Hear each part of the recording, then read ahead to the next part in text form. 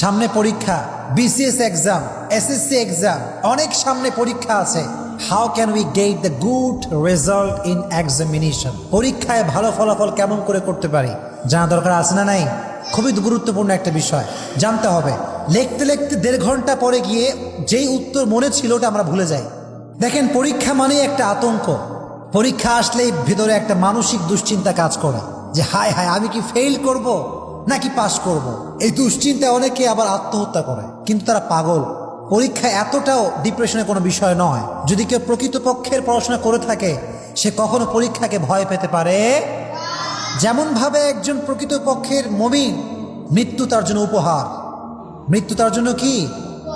আর প্রকৃতপক্ষের যে ছাত্র, যে অলওয়েজ পড়াশোনা নিয়ে ব্যস্ত থাকে, পরীক্ষাও তার জন্য উপহার, ঠিক কি না? এজন্য পরীক্ষা একটা আতঙ্কের নাম, কিন্তু আপনি যদি কিছু আমল করেন আপনার রেজাল্ট ভালো হবে ইনশাআল্লাহ।